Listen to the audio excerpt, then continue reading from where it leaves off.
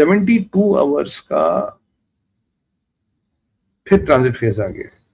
क्यों? अब ईरान का आज क्या रिटेलिएशन होगा, कितना रिटेलिएशन होगा, वो फ्यूचर आउटकम दिखाएगा, कॉन्फ्लिक्ट कहां जा रहा है। बट हाँ, कुछ चीजें हैं जिन पे जरूर बात होनी चाहिए, जो मैं जरूर आपके संज्ञान में लाऊंगा। आयरन डोम कम से कम 4 बार ब्रीच हुआ है, ये चिंता का कारण है।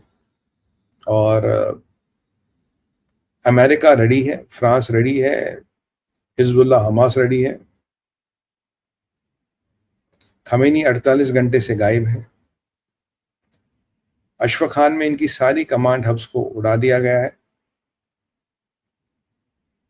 इवैक्यूएशन वार्निंग आईडीएफ ने दी है इनके ईरानियंस को, भाई इवैक्यूएट कर लो, नहीं तो हम आपकी सुरक्षा के जिम्मेदार नहीं है। अगराची घुटनों पे आ गया है और प्रकरण रुका नहीं है, प्रकरण रुका नहीं। ट्रंप का पूरा पूरा सपोर्ट इनके साथ है, जो आपको करना आप कर लीजिए। हमारे लिए ऑयल और जो गैस में डिलेज आएंगे, थोड़ी कीमत भी बढ़ सकती है क्योंकि 12% प्राइस बढ़ गया है। That's a part of it, ये सब बढ़ता रहेगा। बट हमें देखना है कि हमें क्या करना है, हमारी सुरक्षा के परिप्रेक्ष्य से भारत को क्या करना है। अगर मैं आपको एक समराइज करूं, ये अपडेट है, प्रोटोकॉल के 4 पार्ट हैं और 5th part is dynamic.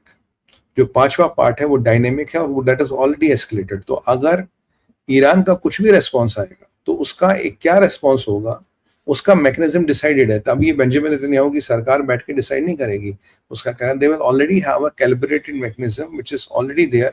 How are we going to respond? अब नेक्स्ट में खर्ग आइलैंड है, नेक्स्ट में खमेनी आता है, मतलब खमेनी भी कहीं ना कहीं एक एस्केलेशन में आएगा।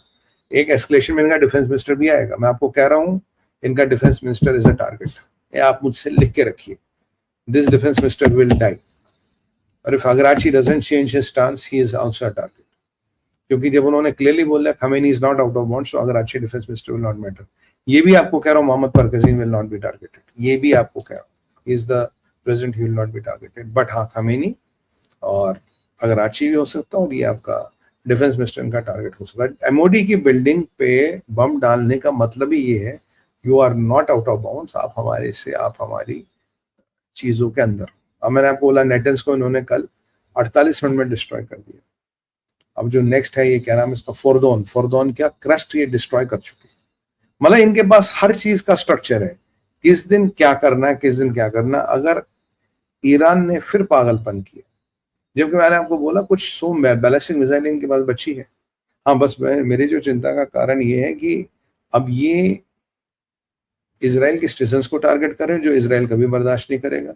मैं आपको पहली बार कह रहा हूं, for this war not to go out of control, there should not be mass casualties in Israel. अगर मास कैजुअलिटीज इजराइल में होगी तो इस युद्ध को आउट ऑफ कंट्रोल जाने से कोई नहीं रोक सकता। और अभी देखिए, जो इनके मंत्री हैं कोहेन, अल कोहेन, उन्होंने क्या बोला? अल कोहेन ने बोला अगर यहाँ एक बिल्डिंग रेजिडेंशियल गिरी, वहां 100 गिरेंगी। ये जस्ट सेड, वहां 100 बिल्डिंगें गिरेंगी। अब आप सोचिए आज इजराइल क्या करने वाला और इजराइल के पास क्या विकल्प है। मुझे लग रहा है अगर चीजें जल्दी कंट्रोल नहीं की गई तो इनका जो खर्ग आइलैंड है वो निशाने पे होगा। एक सबसे बड़ा बिजली घर है ईरान में, जिससे 40% ईरान को बिजली मिलती है।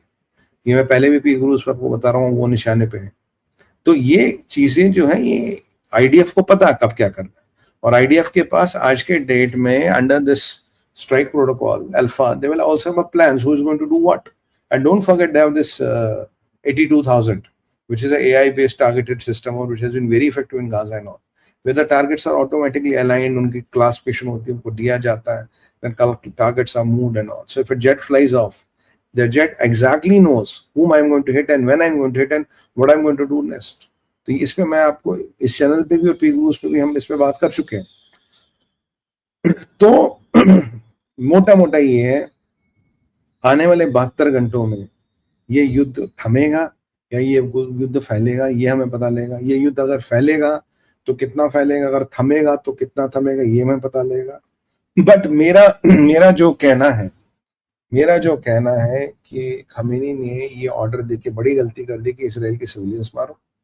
जब तक इसराइल अब 10 बिल्डिंगें नहीं गिराता तेहरान में, तब तक वो मानेंगे नहीं, तब तक वो रुकने वाले नहीं है, क्योंकि ये इसराइल है। इसराइल का एक स्टाइल है, सिग्नेचर है, और Israel is winning this war. America आपके पीछे खड़ा, फ्रांस आपके पीछे खड़ा है, यूके बोल नहीं रहा, जॉर्डन आपके मिसाइल रोक रहे हैं, सीरिया में इनके ड्रोन्स इंटरसेप्ट हो रहे हैं, और इनके पास ज्यादा माल मसाला नहीं पड़ा। मैंने आपको बोला इनका 70% आर्सेनल बर्बाद हो चुका है।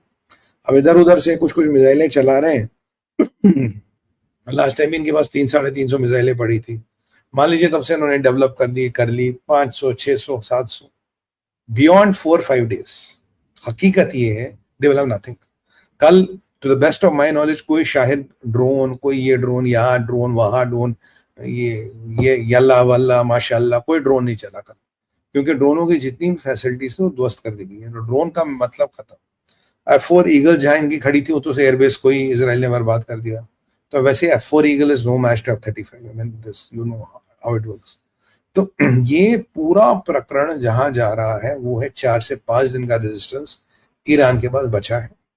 इनका नेटलेंस is already contaminated. Mark my word, there's no radiation leak, but the site is nuclear contaminated. This cannot be used. फोरदोन का यही हाल होने वाला है। और इनका एक एयर बेस है करमनशाह की हालत बहुत बुरी कर दी गई है। It has been pounded like anything. और जितने बड़े शेयर बेस है वो हो रहे हैं। और अगर आज इन्होंने कुछ और किया इसका एस्केलेशन आएगा। और जो कल इन्होंने रात को हरकत की उसका एस्केलेशन आएगा। ईरान के लिए एक ही विकल्प है कि वो अनकंडीशनल सरेंडर कर ले और this mullah regime has to go. बाकी खबरें तो ये भी आ रही कि इनके मंत्री छोटे मोटे जहाज पकड़ के ईरान से कल्टी हो रहे। They are leaving Iran because even they are deserting Iran. और अगर खमेनी भी आपको कल को रशिया या चाइना में मिले तो आप हैरान मत होइएगा ये बूढ़ा कहाँ से पहुंच गए। इसको they can evacuate him through a submarine. इसको सबमरीन से कभी भी इवैक्यूएट कर सकते। तो स्थिति अभी भी विस्फोटक है, क्योंकि कल जो एस्केलेशन हुआ है बेथलेहम में या ये जो कल हाइफा में हुआ है जहां सिविलियन इंफ्रास्ट्रक्चर को टारगेट किया गया, this was a red line which Iran should have never crossed. But ठीक है उन्होंने कर लिया तो कर लिया। अब इसका इम्प्लीकेशन आ जाएगा। आज आप देखेंगे अटैक कहाँ होते हैं, कितने होते हैं, और ये अटैक बढ़ते रहेंगे। बाकी होतीज में कौन मरा है यार ये मुझे नहीं पता। I can not confirm you. संभवतः if everything is right, जो उनका होतीज का हेड है, मिलिट्री का हेड और मिलिट्री का डिप्टी हेड, ये 300% मरे हैं possibly if the but that they have been hit yesterday. होतीज have not confirmed officially. Israel तो कह रहा मार दिए, बट होतीज के यहाँ से कोई कंफर्मेशन नहीं आया। once we get that confirmation I'll be able to tell you with authority have they been eliminated or not. Looks like they have been eliminated, but अब लेबनान की बारी नेक्स्ट है। And I hope and pray that this mullah regime doesn't get Iran to a situation where they start attacking American assets. और फिर America का full retaliation. America will retaliate with all its might. अब समझिए इनका क्या बचेगा क्या नहीं बचेगा। तो ये होने वाला। पुतिन की धमकी क्या थी मैंने आपको बताया। चाइना पतली गली पकड़ चुका है, वो इस लफड़े में नहीं पड़ेगा। चाइना लड़ नहीं सकता।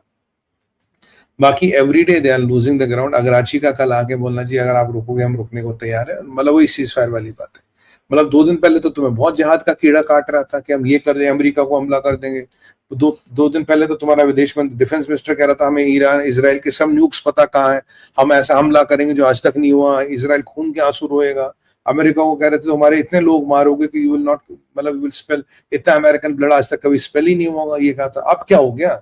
48 घंटे में क्यों फट गई तुम्हारी?